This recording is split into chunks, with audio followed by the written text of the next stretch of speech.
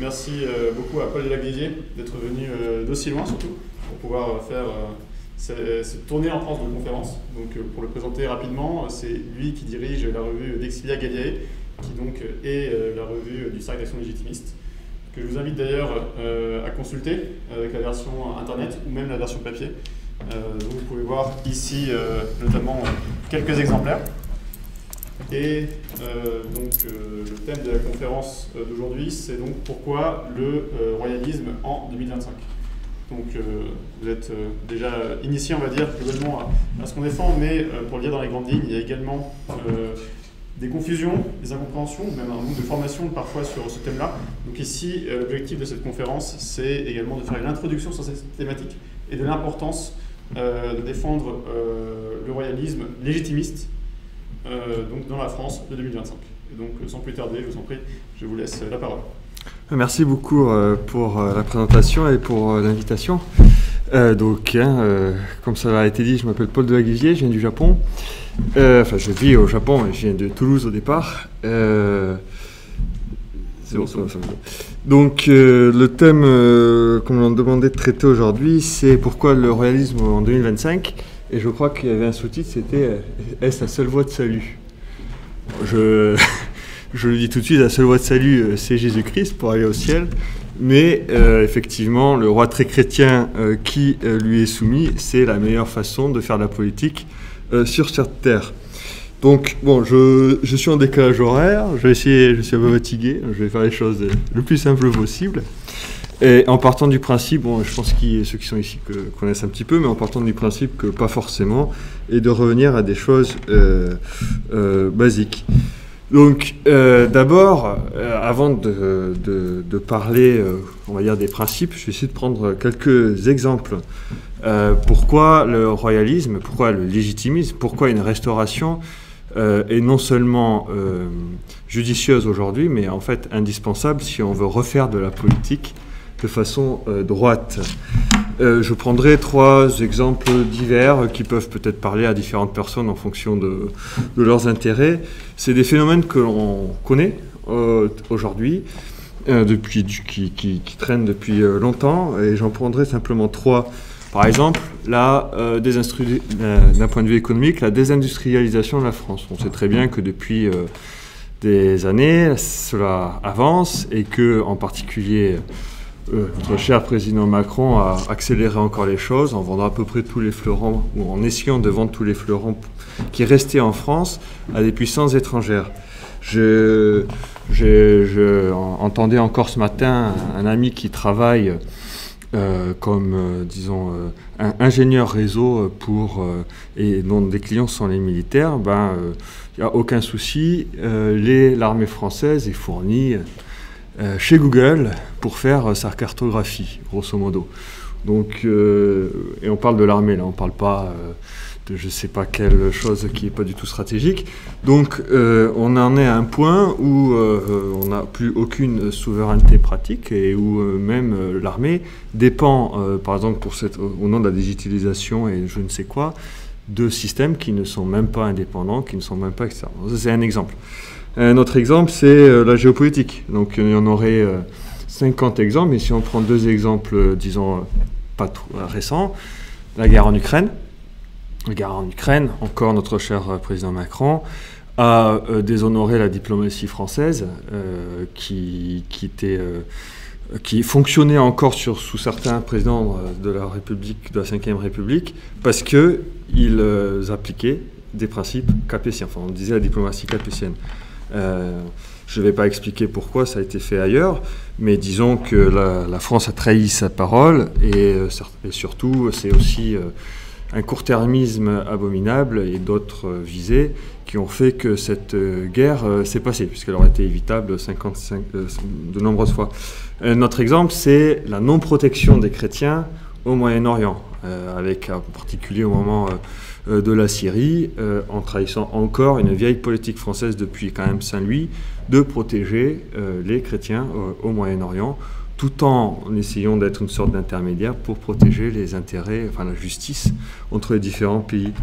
Et je prendrai un dernier exemple qui touche peut-être encore plus de gens aujourd'hui de façon quotidienne et profonde, c'est le problème de l'immigration massive qui n'est pas un phénomène spontané, mais qui est quelque chose de prévu et d'encourager, de systématiser, et où on est arrivé à un point tant en nombre que en qualité qui relève parfois de l'asphyxie et qui crée d'autres excès d'ailleurs. Là aussi, tout ça, donc j'ai pris quelques exemples, mais toutes ces choses-là qui sont, je pense, pour n'importe quel Français aujourd'hui, 2025, au fond, des choses de bon sens. C'est absolument absurde de ne plus produire chez soi, de se dépouiller de ses puissances stratégiques, au profit de puissances autres, je dirais étrangères, de trahir sa diplomatie ancienne, alors que on a une diplomatie qui est très vieille, on a une grande expérience, et aussi sur l'immigration, c'est évident que c'est désordonné et que cela va contre le bon sens. Toutes ces choses-là sont juste des petits exemples, mais toutes ces choses-là qui aujourd'hui nous choquent au quotidien viennent de loin. Et si aujourd'hui n'importe qui peut dire certainement de façon, j'allais dire presque instinctive, devant la réalité qui peut nous agresser, que quelque chose cloche, il faut remonter aux causes, et il faut remonter aux causes lointaines, parce que ces choses-là couvent depuis longtemps, et aujourd'hui deviennent tellement énormes qu'elles nous empêchent de plus en plus de vivre tout simplement ensemble, selon l'adage que les temps modernes aiment bien le vivre ensemble. On n'a jamais aussi peu vécu ensemble qu'aujourd'hui, aussi mal vécu ensemble plutôt. Et donc je commence à venir à mon sujet. La solution est le réalisme, parce que, et le légitimisme en particulier, d'abord dans un premier sens, c'est que le légitimisme incarne la véritable politique, au sens de politique citée, au sens de la défense du bien commun. Pas la politique politicienne, pas la politique court-termiste, pas la politique des intérêts privés, pas la politique contre nature. Donc, et en France, nous avons à la fois la chance et le malheur d'avoir, je vais m'expliquer, d'avoir vécu la Révolution française. Donc, ce qui fait que pour notre pays, c'est très clair. C'est-à-dire que depuis la Révolution française, malheureusement, une guerre est ouverte de façon frontale entre la politique traditionnelle qui, pour la France, est forcément la monarchie très chrétienne, incarnée par Louis XX, j'expliquerai un peu plus tard pourquoi, et face à ça, ce qu'on appelle la République, qui est d'essence, on peut le dire, satanique, pour ceux qui n'ont pas la foi, en tout cas contre nature, ça se constate tous les jours.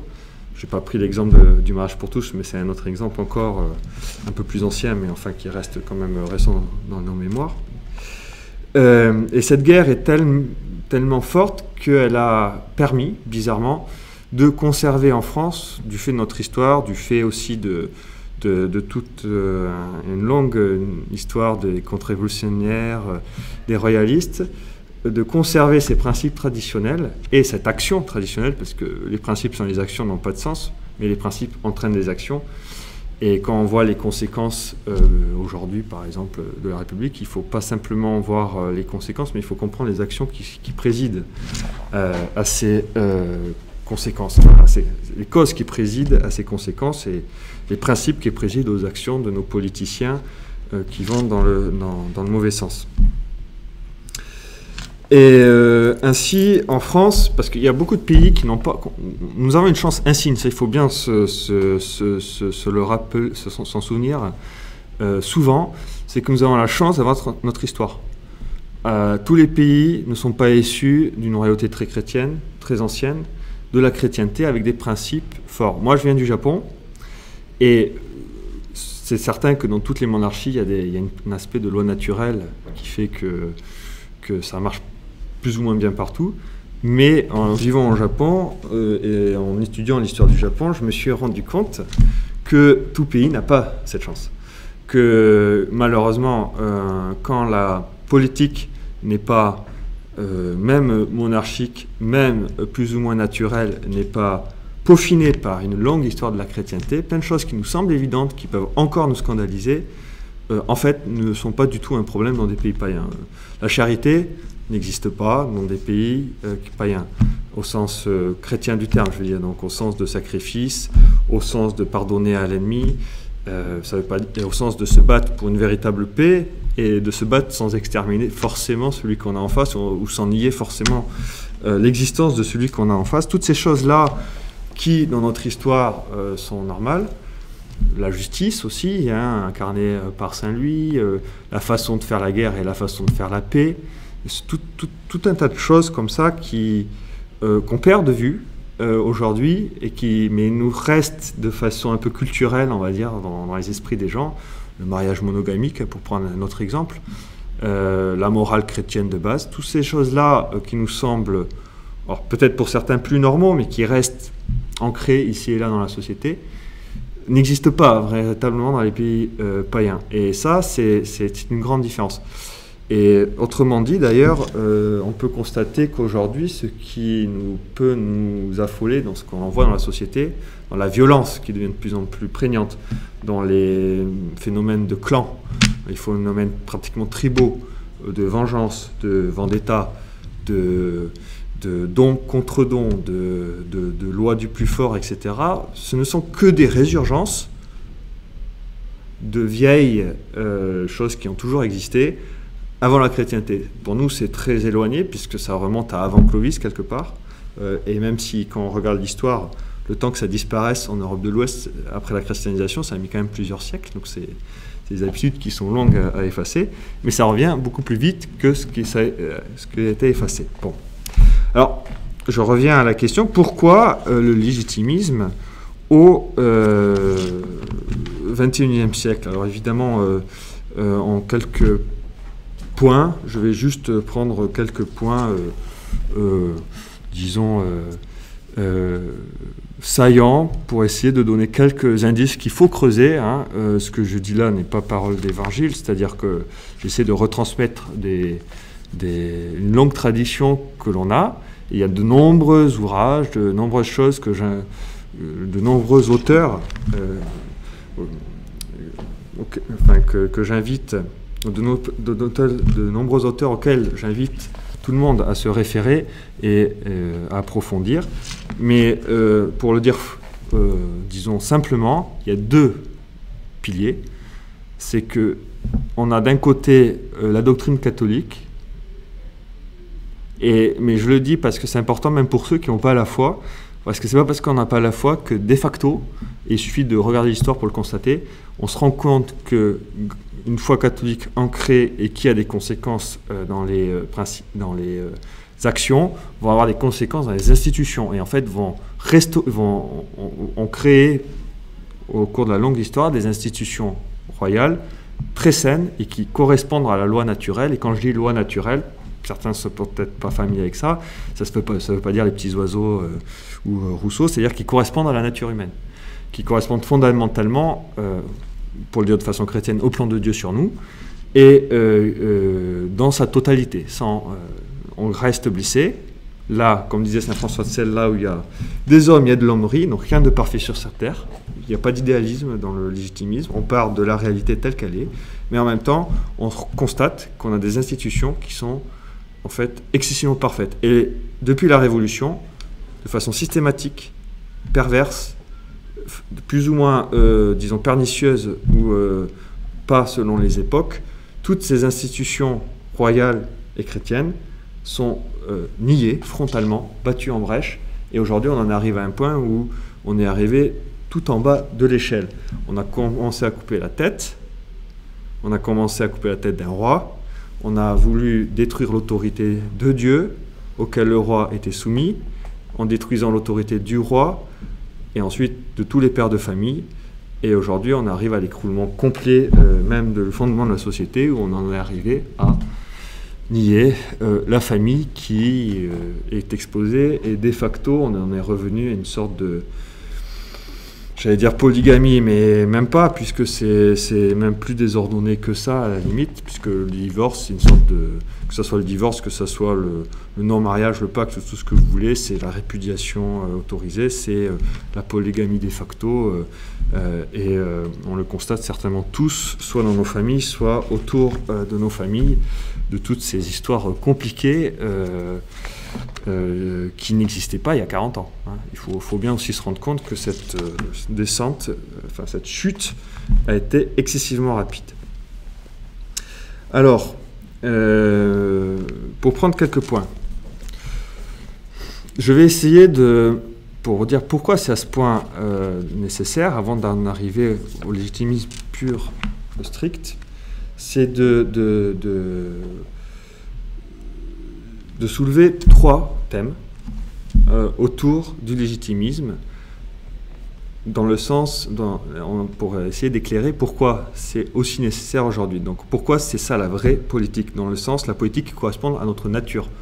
Moi-même d'ailleurs, hein, ça je veux aussi le dire, je ne suis pas né dans la potion magique ou je ne sais pas quoi, c'est l'étude de l'histoire de la philosophie et ma conversion aussi au christianisme qui m'a amené à ça. C'est en constatant qu'en fait par rapport à la réalité de ce qu'on est, par rapport à notre histoire, c'est la seule chose valable, d'une part, et en fait c'est même une obligation morale, puisque c'est de là où on vient. Hein. C'est comme, c'est une analogie, donc ça ne correspond pas tout à fait à 100%, mais disons qu'on est des enfants abandonnés, un peu orphelins, et on a été élevés dans la rue, dans la violence et tout ce que vous voulez, donc on a pris des réflexes un peu tribaux ou un peu de tout ce que vous voulez, puis un jour on est adulte et on se rend compte qu'en fait on n'est pas orphelin, qu'on a été enlevé à notre famille et balancé dans la rue, on vient bien de quelque part, on a bien une famille, et si on retrouve son père, on va le reconnaître comme père. Et c'est là où on peut commencer à se reconstruire, quoi qu'il soit arrivé avant, quelles que soient les destructions. Il n'y a pas de désespoir sur cette terre, et en politique, il n'y a pas de désespoir non plus, quelle que soit la dureté de la réalité.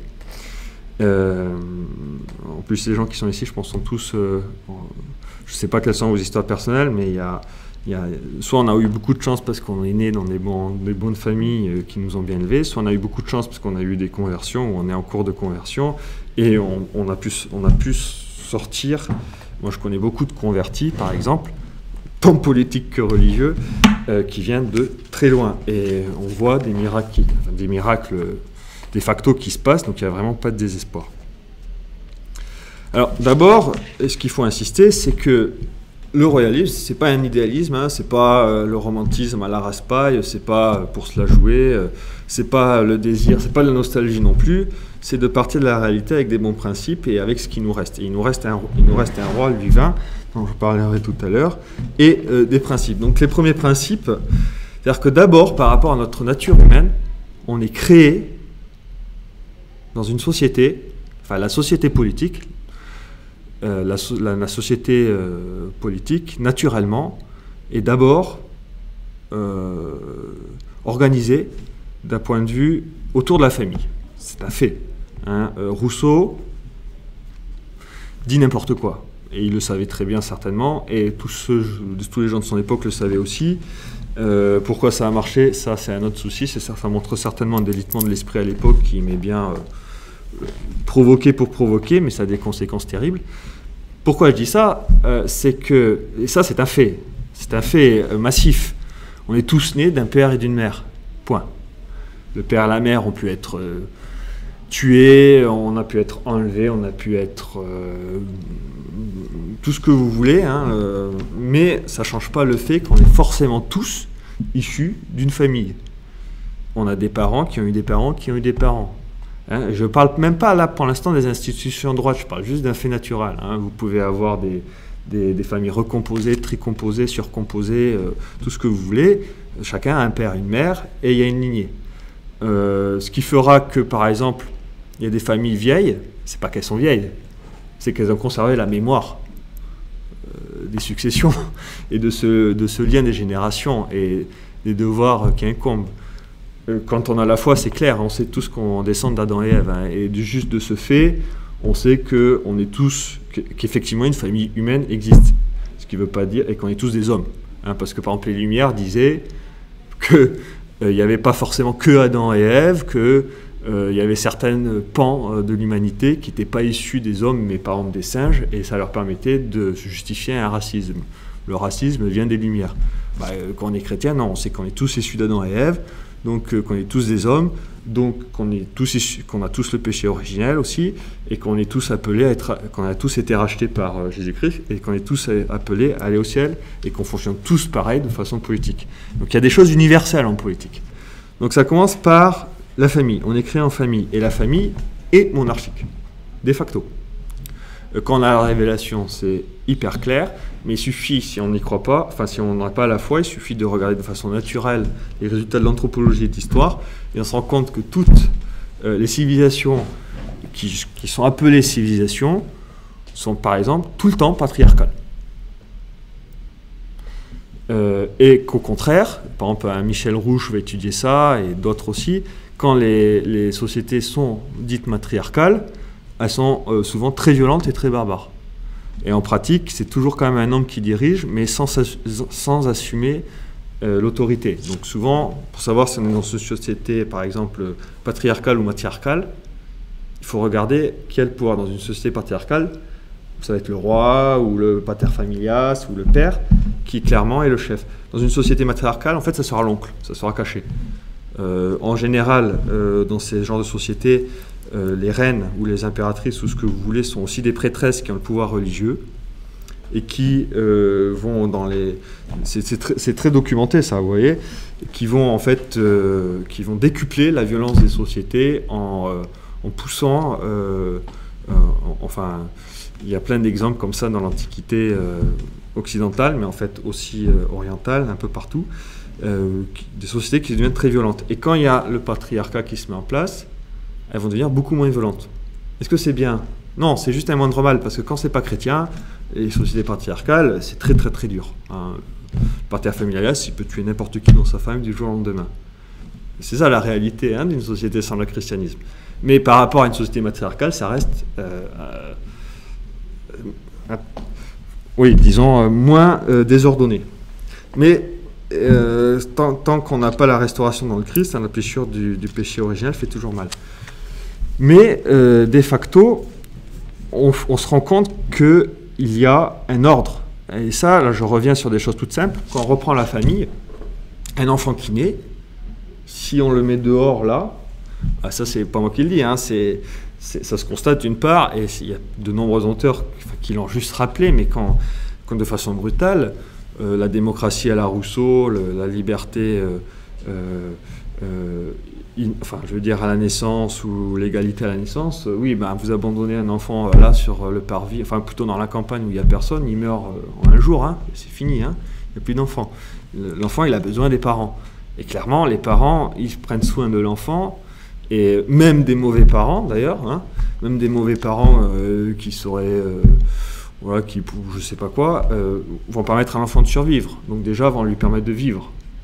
Évidemment, le but des parents, c'est, même quand ça se passe mal, je veux dire, vous voyez, cet ordre naturel existe et fait quand même du bien, même quand les hommes se battent contre lui.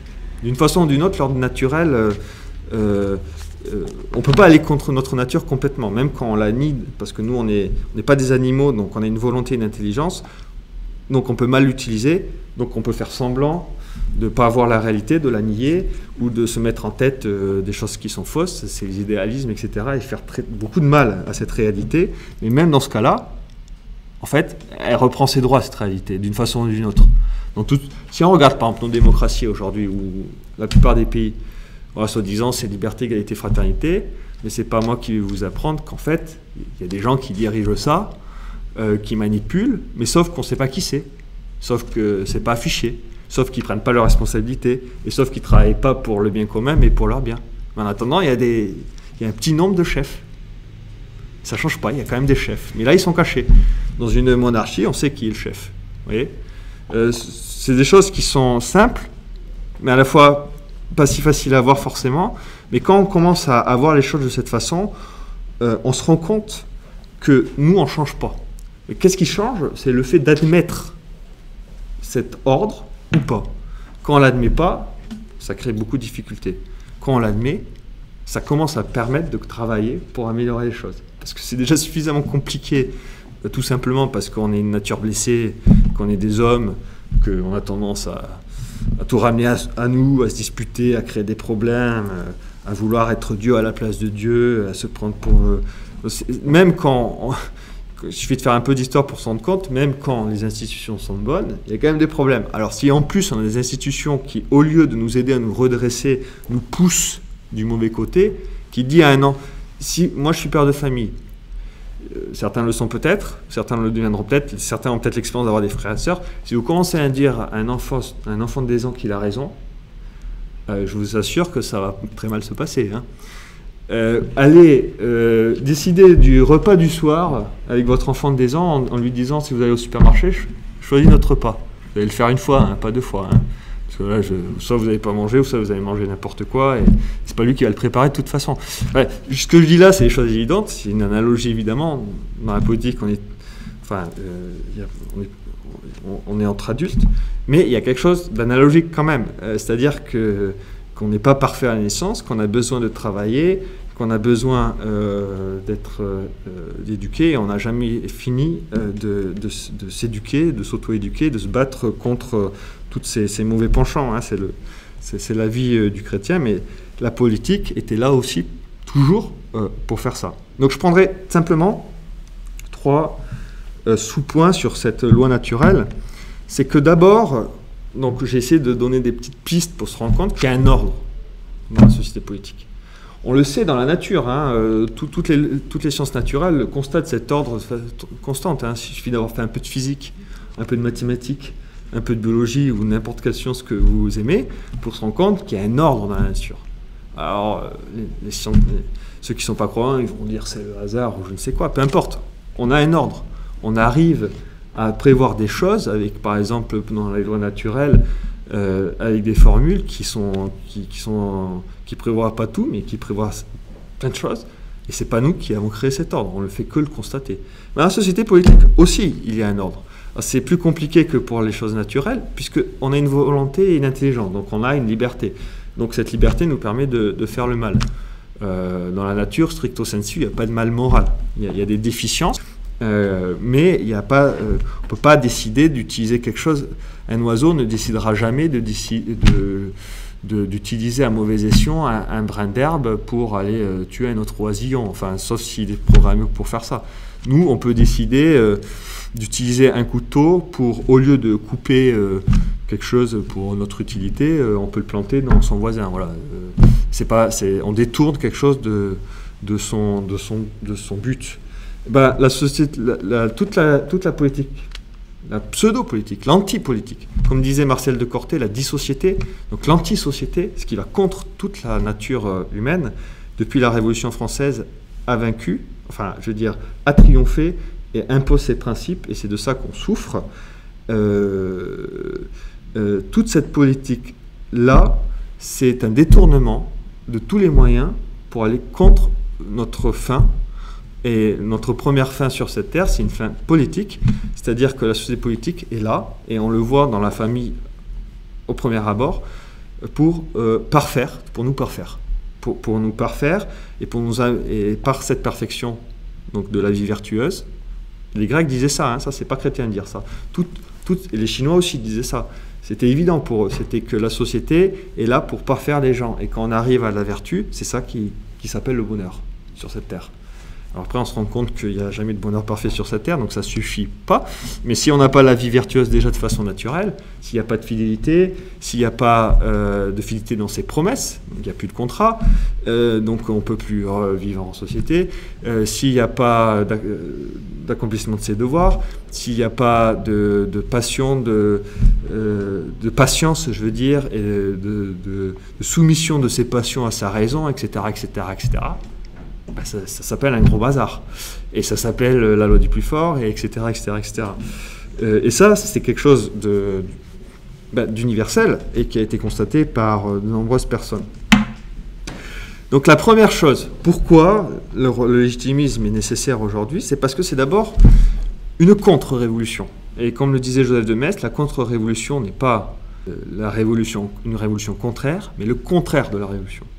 C'est-à-dire que le but du jeu, aujourd'hui, et c'est de ça dont souffre, c'est de refaire de la politique au sens pur du terme, c'est-à-dire, comme on dit aujourd'hui, de servir le bien commun. Et de servir la politique en fonction de la réalité de notre nature humaine. Hein? Donc de la réalité de ce qu'on est en tant qu'homme, donc de notre fin sur cette terre.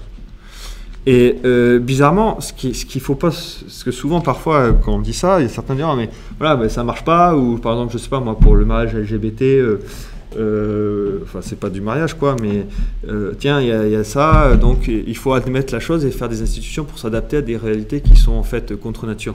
Non, c'est l'inverse. En fait, quand on a des choses qui dévient comme ça, très vite.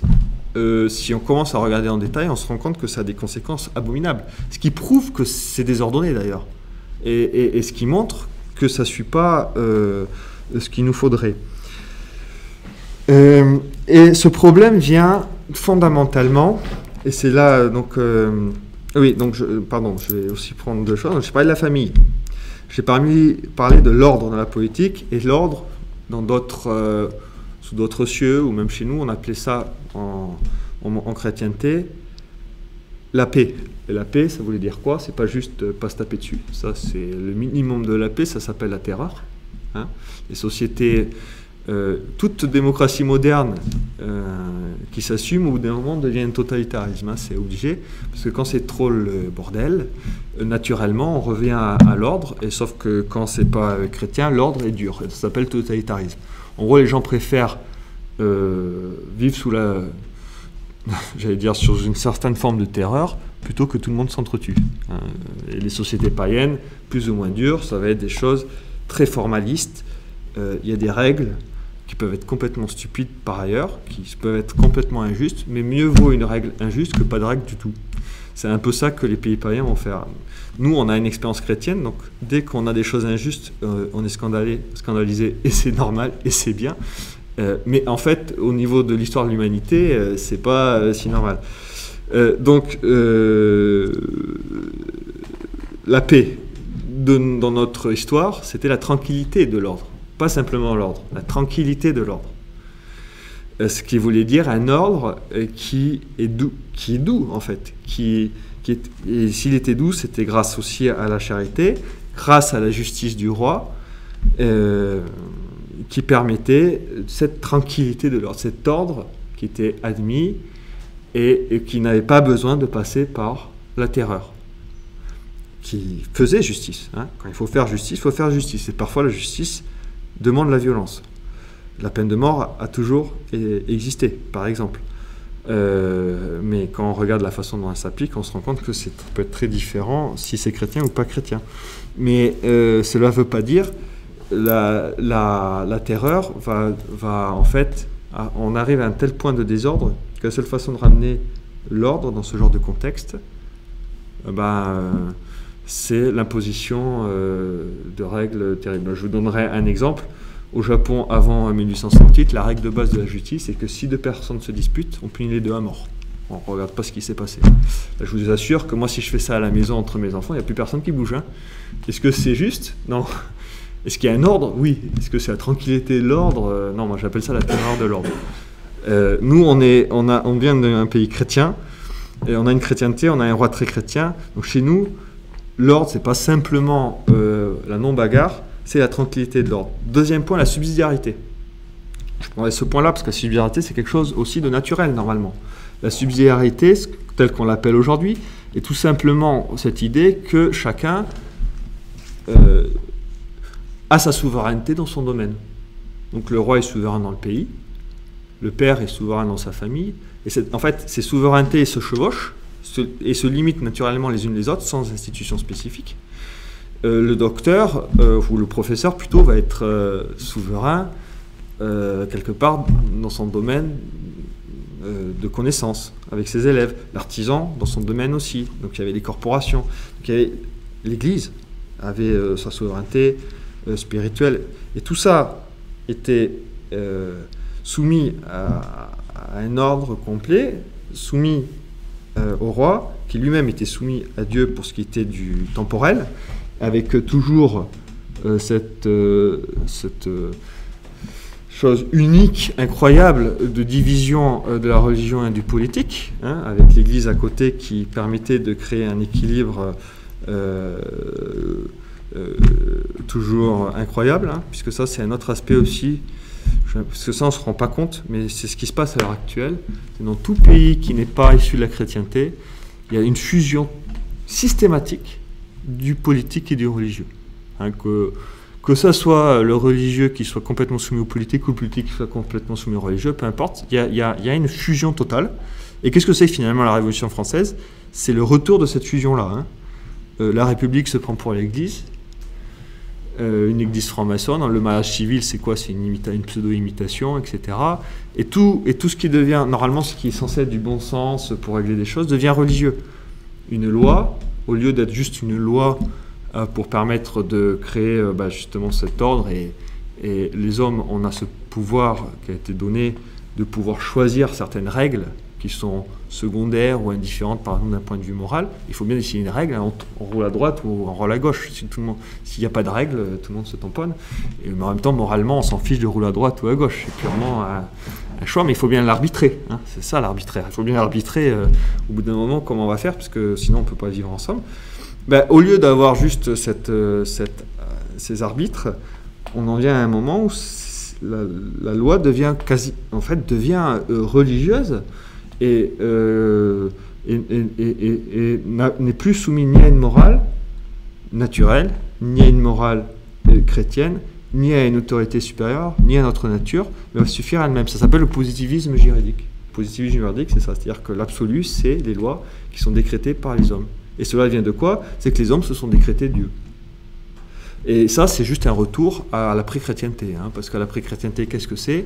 C'est le roi très chrétien et le lieutenant de Dieu sur terre, tenant-lieu de Dieu sur terre, qui se met à genoux devant Dieu, le prie, demande pardon pour ses péchés quand il fait des péchés, quand il fait des péchés publics. Il est sacré, on lui rappelle tous les jours ses devoirs, il sait qu'il sera jugé à la fin de ses jours, et ce qui représente certainement au plus haut point la révolution politique de la chrétienté et cette restauration de la monarchie dans toute sa splendeur première, et qui montre le sens et le rôle réel, fondamental de l'autorité politique.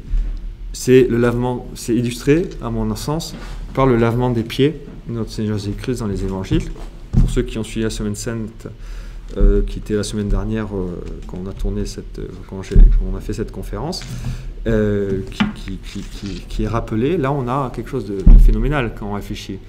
Le roi absolu, le roi des rois, Jésus-Christ, s'abaisse à un travail d'esclave, parce que laver les pieds chez les Juifs, c'était le travail de l'esclave, ce qui ne change pas le fait qu'il soit roi, et qui change complètement l'optique de la politique comme un service. Avant ça, dans les mondes païens, la politique, c'est pas un service. C'est le pharaon, c'est l'empereur romain, c'est l'empereur japonais ou chinois, qui est souvent descendant des dieux, donc Dieu, pas lieutenant, hein, Dieu. Et donc tout le monde doit le servir, et donc nous on doit le servir, et en fait, en pratique, deviennent ses esclaves. En chrétienté, c'est le roi qui sert ses sujets.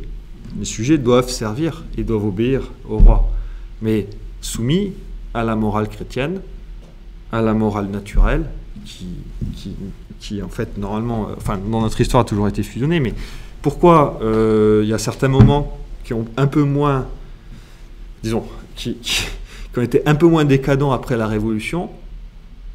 C'était toujours, quelque part, grâce à cet ordre chrétien qui avait été quand même, qui avait été un peu déchristianisé. Par exemple, les francs-maçons ou l'église franc-maçonne ou ce que vous voulez, ont essayé de faire la morale naturelle. Si la morale naturelle a fonctionné à un moment donné, c'est parce qu'en face, il y a la concurrence chrétienne. Donc même quand ils faisaient un mariage civil qui était en fait anti-chrétien, ils étaient quand même obligés de garder une monogamie parce que tout le monde était monogame. Aujourd'hui, du côté de l'église catholique, ça s'écroule aussi. Il n'y a plus de combat de ce côté-là. Tout de suite, de côté temporel, tout s'écroule aussi. Donc il n'y a plus d'institution de mariage monogamique en pratique. ça a été complètement démantelé. Il reste juste quelques petites parcelles. Et ça s'est fait en 30 ans. Alors que pendant 200 ans, malgré la terreur, la révolution et tout ce que vous voulez, tout ça a tenu. Voilà. Et donc dans les choses naturelles, la paix, la tranquillité de l'ordre, la subsidiarité, chacun se gère à son niveau. Donc, comme on disait, l'autorité en haut, les libertés en bas. La monarchie qui est naturelle, on le voit dans la famille et on le voit partout. On ne peut pas avoir deux chefs. Peut-être certains ont l'expérience pratique. Quand vous commencez à avoir deux personnes qui sont chefs, alors s'il y en a encore plus, je ne vous dis pas, ça s'appelle la démocratie, alors là c'est le bazar total. Ça marche très mal en général. Il suffit d'avoir fait expérience de certaines associations ou de la vie en entreprise ou quoi pour se rendre compte que quand il y a des problèmes de ce côté-là, tout marche mal. Mais techniquement, plus on a l'expérience, plus on vit, plus ça devient des choses qui sont assez évidentes. Voilà. Donc ça, je vais m'arrêter là pour ça. Et pour revenir, donc l'autre point, donc la nécessité, c'est pourquoi c'est nécessaire aujourd'hui, comme je disais, c'est le retour à la vraie politique. Et le retour à la vraie politique, c'est qu'aujourd'hui, dans le monde moderne, les deux choses s'opposent frontalement. Donc, je disais, la contre-révolution, ce n'est pas la révolution contraire, mais le contraire de la révolution, comme disait Mestre. Et cela va aussi avec, j'en ai déjà un peu parlé, mais ce problème on pourrait dire l'humanisme, la Déclaration des droits de l'homme, enfin, du fait de dire que l'homme est Dieu. L'homme peut décider de tout et n'importe quoi. Non, c'est ce que j'ai essayé de dire au début, c'est qu'il y a un ordre naturel qui nous dépasse, qu'on le veuille ou pas. Ça ne peut nous pas faire plaisir, mais enfin, on est né comme on est né où on est né, et on est né en tant qu'homme, pas en tant que chien, on est né en tant qu'homme et pas en tant qu'ange. Et cette nature qui nous limite est là, et si on ne l'admet pas, eh bien, ça a fait très mal, en fait. Et l'histoire depuis la Révolution, c'est cette sorte d'enchaînement de mots à tous les niveaux. Tout au début de la conférence, les quelques exemples que j'ai essayé de soulever, qu'on pourrait creuser, et chacune pourrait faire l'objet d'une conférence, sont toutes issues, au fond, de cette négation de notre nature humaine. Et à part un abus, c'est ça, à la fois, ce qui est fascinant chez l'homme, c'est que, à la différence d'un animal, il peut décider rationnellement d'aller contre la raison, quoi. Il peut décider de dire que, par exemple, l'IA, qu'il a créé de sa propre main, devient une sorte de Dieu et peut lui réfléchir à sa place. Alors quand on creuse 5 minutes la chose, on se rend compte que ce n'est pas une intelligence à proprement parler et que ça peut être un outil très pratique, mais qui n'est pas une intelligence, qui n'est pas quelque chose qui nous est supérieur, puisqu'en plus c'est nous qui l'avons créé pour le coup, et qui est purement calculatoire et statistique, ce qui est déjà énorme, mais comparé à notre intelligence à nous, ce qui n'est rien, l'homme peut se dire, alors parfois par ignorance, parfois par perversité, parfois par un peu des deux, ça nous est supérieur. Et à partir de là, il va arrêter de réfléchir, par exemple, et il va se soumettre à l'IA partout, et ça va créer des conséquences terribles. D'ailleurs, par exemple, sur cette histoire-là, ce qui est intéressant, c'est que ces conséquences, quand même, les gens le constatent. Voilà, je ne sais plus, il y avait des histoires là, de diagnostic fait par l'IA et qui ne marchait pas ou je ne sais quoi. Ou un autre exemple, par exemple les transitions de genre. Voilà. On va dire qu'on n'est pas genre, et alors malgré que le fait qu'on prend n'importe qui un cheveu ici, on le met dans on regarde l'ADN, on sait très bien si c'est un homme ou une femme, quoi qu'on dise. Non, l'homme peut décider de dire non, ça c'est pas vrai, même si c'est vrai, même si c'est évident. Et ça a des conséquences énormes. Et les conséquences énormes, ça va être des gens qui, en fait, ça va être même l'encouragement légal à la mutilation des enfants, en fait. En gros, c'est ça qui se passe. C'est des transitions de genre, on dit des choses jolies, etc. Mais c'est ce qui se passe. Et tout ça vient de cette non-reconnaissance de la réalité. La réalité qui n'est pas simplement la réalité. Alors là, pour le coup, c'est la réalité visible, concrète et matérielle, donc on y va très loin. Mais ça commence à la Révolution, qui niait des réalités plus subtiles, plus hautes, qui commençait par l'autorité de Dieu sur la terre. Ce qui est intéressant, c'est que dans les pays païens prémodernes, même s'ils se trompaient de Dieu, ils avaient quand même une certaine sorte de conscience qu'il fallait un ordre cosmique, qui avait une intelligence supérieure quand même. Simplement, en gros, soit c'était le démon, soit c'était rien du tout, soit c'était autre chose. Enfin, on ne savait pas trop ce qui c'était, donc à la fin, c'était quand même les hommes qui décidaient. Mais il y avait quand même cette sorte de reconnaissance qu'il y avait un ordre supérieur. Le monde moderne nie même l'existence de cet ordre supérieur et dit que c'est les hommes qui décident de tout. Et ça marche très très très mal. Dernière chose, pour en venir plus simplement au légitimisme, donc je le répète encore, c'est que nous avons une chance insigne en France, c'est d'avoir vécu tout ça. J'allais dire d'avoir vécu ces révolutions, cette terreur, tous ces régimes. Je pense qu'après 2 siècles, moi par exemple quand je suis au Japon et qu'il y a des amis, disons les royalistes japonais, tout ça, ils sont toujours très étonnés déjà de voir qu'il y a des royalistes en France encore. Et surtout, ils sont toujours tout à fait ébahis devant l'histoire contemporaine française. On a tout essayé, quoi. Depuis 1789, tout essayé. Et toujours, rien ne marche. Et en même temps, ce qui les surprend aussi, c'est que, regardez la ville, le centre de Paris, tout le monde vient ici, regardez nos campagnes. Ce qui est incroyable, ce que les Japonais souvent admirent, c'est mais vous êtes le pays de la Révolution, mais en même temps, vous êtes très traditionnel. Ces bâtiments, ils ne tiennent pas tout seuls. Hein. Y a des gens qui les entretiennent, il y a le patrimoine. On sait très bien que, par exemple, le monde de la tradition et les endroits traditionnels sont très traditionnels. Noblesse oblige. Ça, c'est quelque chose qui... Noblesse oblige. Peut-être que vous connaissez ou pas, mais noblesse oblige, c'est quelque chose de très classique en France. Ça n'existe pas au Japon. Ça n'existe plus au Japon. Alors que noblesse oblige, chez nous, c'est un truc qui veut dire quelque chose.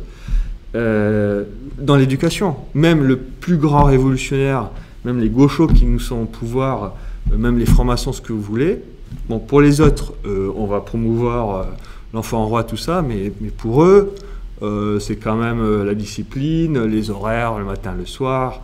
La fessée est certainement interdite. J'imagine très bien que dans certaines familles-là, ils sont certainement idéologiquement très révolutionnaires, mais en pratique, pour leur propre famille, ils peuvent être très, très, très, très tradis. Hein. Et tout ça, on le conserve, en fait, souvent. Et encore, dans certains endroits où, je ne sais pas, moi, des choses comme du style, c'est encore bien vu de dire, j'imagine, enfin peut-être que je me trompe, mais en tout cas, moi, quand j'étais plus jeune, même si les gens ne le faisaient pas forcément, de soit interdire les écrans à la maison, soit du moins les limiter. Enfin, en tout cas, on avait un peu honte de dire en société qu'on n'arrivait pas à limiter les écrans, par exemple, pour ses enfants ou des trucs comme ça. Le Japon, pas du tout. Pas du tout, pas du tout. Quand on leur dit ça, après on leur explique 5 minutes, ils disent « Ah ouais, c'est vrai que c'est quand même... Enfin, ça crée beaucoup de problèmes. » Mais il n'y a pas tout ça. Et tout ça, on a encore tout ça. On a notre vieille histoire, on a plus de 1500 ans de chrétienté. La France, c'est le roi. Hein, là, je ne vais pas pouvoir dire à 5 minutes. Donc mais la France, c'est le roi. Le français, c'est quoi? C'est la langue du roi. La cuisine française, c'est quoi? C'est la cuisine du roi. Enfin, les repas gastronomiques avec le sucré, les ordres et tout ça, c'est Louis XIV. Les châteaux, c'est les rois ou les seigneurs, mais qui étaient les vassaux du roi. Les églises, c'est l'église de France qui a tout ce qui est fait la fierté de la France. Ça vient de là, en fait. Moi, je suis au Japon. Les Japonais qui aiment la France, alors, en fait, ils vont faire... ce qu'ils aiment dans la France, c'est toutes ces choses-là. C'est Versailles, c'est les châteaux, c'est les belles campagnes qui ont été façonnées par des générations de générations de gens qui ont vécu là. Et je suis sûr que vous prenez vos grands-parents, vos arrière-grands-parents, si vous pouviez remonter généalogiquement leurs choses, ils n'ont certainement pas bougé de l'endroit où ils vivaient. Il y a toujours des exceptions, évidemment, mais de leur campagne pendant plus de 1000 ans. Hein. Et ça... on peut encore le sentir. Nos grands-parents avaient encore quelque chose de ça. Là, il y a une dégradation très rapide, effectivement, mais tout ça, on peut le remonter.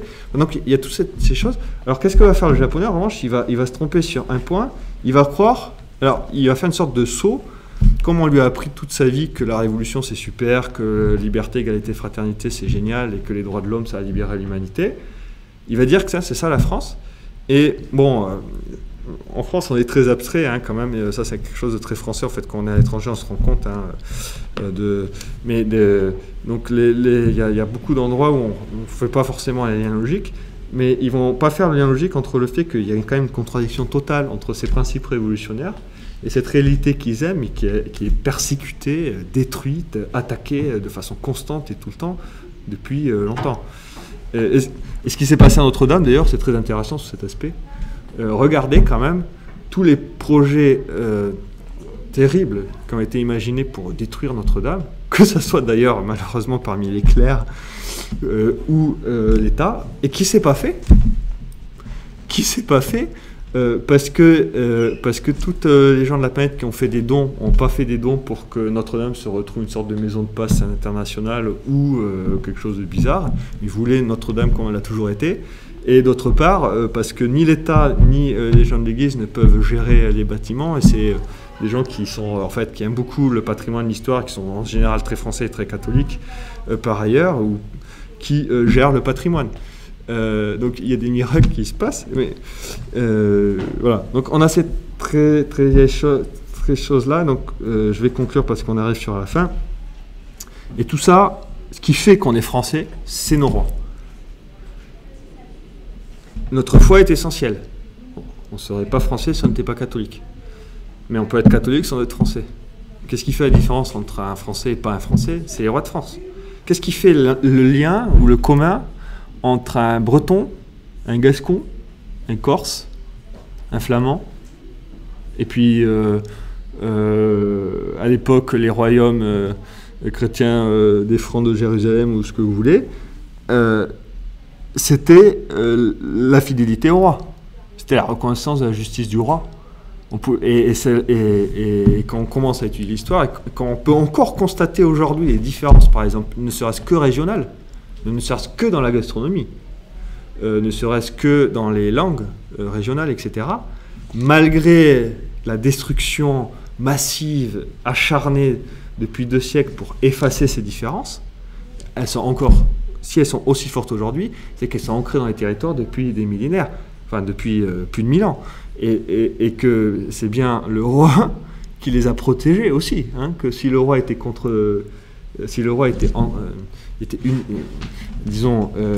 était, je sais pas, tyrannique, absolutiste, uniformisateur, etc., tout ça aurait été bien détruit avant la Révolution française. Non, c'est l'inverse qui s'est passé, tout ça a été détruit après la Révolution française, et en particulier depuis la Troisième République. Mais pour finir sur Louis XX et le roi, quand même, aujourd'hui, c'est que nous avons surtout, et en plus, enfin disons pour finir, la cerise sur le gâteau qui est très importante, c'est que nous avons les lois fondamentales en France. Et ça, tous les pays n'ont pas ça. Tous les pays n'ont pas ça. Je pense qu'il ne serait pas exagéré de dire que la royauté française et la France est le seul pays où on a des lois de succession. Parce que comme j'ai dit, ce qui est naturel, c'est la monarchie. Dans la famille, c'est depuis le début. Et par extension, dans la société politique, ça prend la forme de la monarchie. Et quand il y a une monarchie, il y a une succession, parce que ça se fait dans les familles. Mais en fonction des pays, les lois de succession peuvent être différentes. C'est légitime. Mais nous, en France, on a une particularité, c'est ces lois fondamentales qui font que le roi est clair, on sait qui c'est. Et surtout, ces lois de succession ne donnent aucune marge, rien du tout à la décision des hommes. Le roi n'a pas choisi d'être roi, le roi ne peut pas abdiquer, le roi ne peut pas choisir son héritier. Des choses qui sont, ça peut sembler peut-être normal pour certains, ou certains ne se sont jamais posé la question, mais quand on regarde l'histoire générale du monde et des marchés ici et là, c'est pas du tout comme ça. C'est pas du tout commun. Il y a beaucoup de rois qui choisissent leurs successeurs, il y a beaucoup de règles de succession où il y a une part de volonté humaine. En France, zéro, rien, pas du tout. C'est très clair, très simple. Et ce qui fait que même aujourd'hui, en 2025, on a ces lois qui nous sont données, qui ne sont pas du fait de l'homme, puisqu'elles sont coutumières. Donc la coutume dépasse, c'est pas des lois positives. et quelque part dans ce sens-là, elles reflètent une certaine volonté divine, et sont complètement indépendantes des décisions humaines. Donc pour les résumer, c'est-à-dire c'est les descendants par voie mâle et nés d'un mariage catholique, j'allais dire sans adoption. C'est-à-dire que c'est vraiment à tel point que, pour prendre un simple exemple, Louis XIV par exemple avait tenté de légitimer un bâtard, de le mettre dans les successions. Son testament a été cassé par les parlements. Et ça, aujourd'hui, c'est ça qui est très intéressant, c'est que la Révolution a été si violente parce que la monarchie française était aussi forte. La Révolution a été si violente, et on le voit par exemple à Saint-Denis quand ils ont détruit les tombeaux, dans cet acharnement, vous voyez, démoniaque, cet acharnement de vouloir tout détruire, c'est parce qu'ils savaient qu'en fait ils ne pouvaient pas le détruire. Ils savaient que ça allait dépasser. Et d'ailleurs, c'est ce qui s'est passé.